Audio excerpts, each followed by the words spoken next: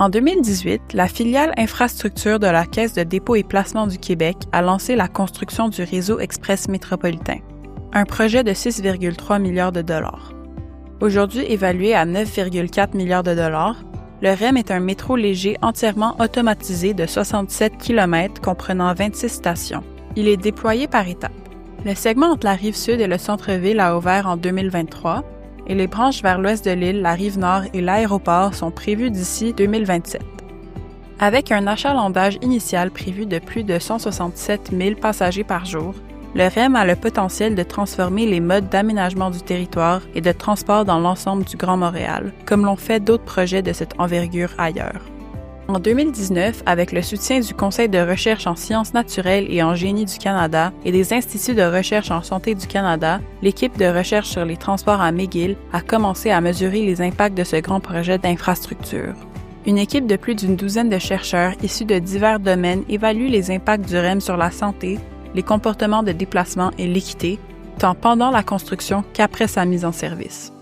Depuis 2019, des informations détaillées ont été recueillies auprès d'un échantillon de plus de 24 000 résidents de la région métropolitaine de Montréal à travers 5 vagues de sondages, incluant des répondants vivant à proximité des stations du REM, ainsi qu'un groupe de contrôle composé de personnes vivant plus éloignées du réseau. 4 600 participants ont répondu à 2 vagues ou plus du sondage, ce qui a généré de précieuses données longitudinales. La perception publique du REM est demeurée généralement stable au fil du temps.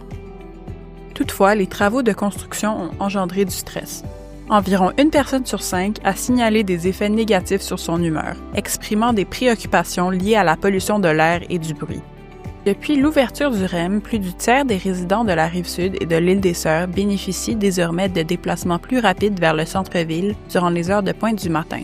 Près de la moitié ont vu leur accès à l'emploi s'améliorer, en particulier près des stations du REM, mais d'autres n'ont constaté aucun changement ou ont subi des temps de déplacement plus longs. Les premiers résultats suggèrent que le REM a des effets positifs sur la qualité de vie de ses usagers, avec des améliorations en matière de santé mentale et de ponctualité au travail, dépassant les résultats rapportés par les usagers de l'autobus et du métro. Dans d'autres domaines, comme la santé physique et la satisfaction générale de vie, le REM ne se classe pas loin derrière le métro. Des écarts ont été observés entre l'utilisation prévue ou anticipée du REM et son usage réel. Avant la pandémie, les projections estimaient à 34 000 le nombre de passagers quotidiens sur la branche de la Rive-Sud, alors qu'en réalité ce chiffre est plus proche de 24 000.